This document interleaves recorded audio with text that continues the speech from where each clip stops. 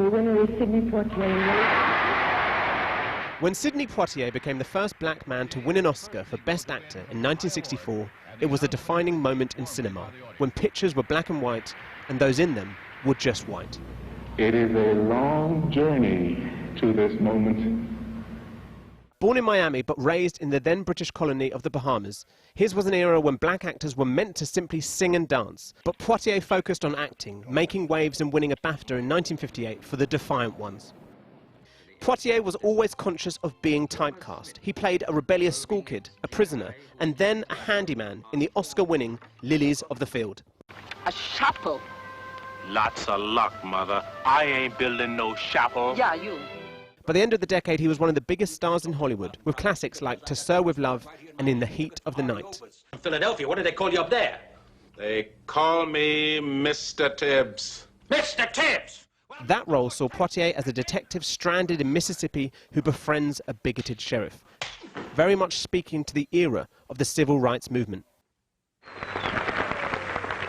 Poitier was one of many stars who saw their role as much on the screen as on the streets. He was there at the March on Washington in 1963 and at the funeral of Dr. Martin Luther King in 1968.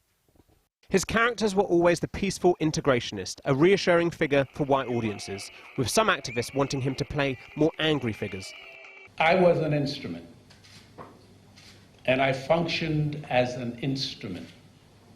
I was raised by my parents to be an instrument for change, for good, for respect. But he wasn't afraid to challenge. His 1967 role in Guess Who's Coming to Dinner called into question laws in many states that banned interracial marriage. In 2009, the first black president awarded the first black man to win an Oscar with the Medal of Freedom. As one of the last of the golden generation passes, Poitier's place in American cinema is certainly assured and will always be mentioned. I'll always be chasing you, Sidney. I'll always be following in your footsteps. There's nothing I would rather do, sir. Nothing I would rather do. God bless you.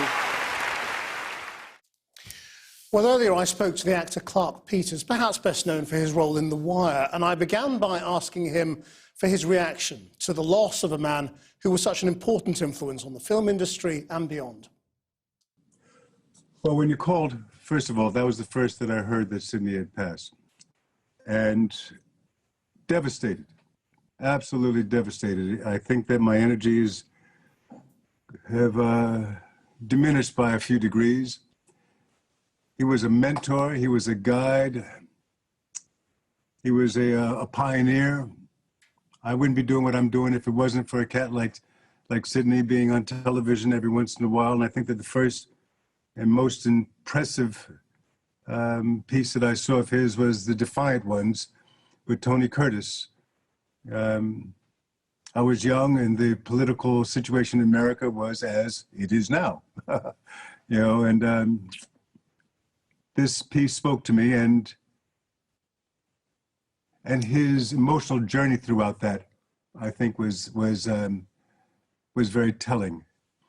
And I think from that, I watched everything that he'd ever done. And black actors who followed, I guess including you, stood on his shoulders. And absolutely. I mean, to what extent did you, actually try to emulate him and his past roles in your own work? Well, I think there's in speaking, in articulating, in enunciating, Sidney had that. That influenced me, you know. The way he carries himself with dignity. And I've always wanted roles that allow me to do that. You know? And how do you think he changed the perception for white people of what African Americans were and are? He allowed himself to be seen, playing roles that that people longed to see. He put himself in situations that were always, behind closed doors in people's homes, or in people's neighborhoods, and now it's on the screen. And consequently, I think, for those of us who were impressionable, you know, and who wanted to see ourselves reflected, we attached ourselves to people like Sidney. I mean, he was given, you know, almost every honour possible, you know, presidential medals and knighthoods and ambassadorships. What do you think his legacy is now?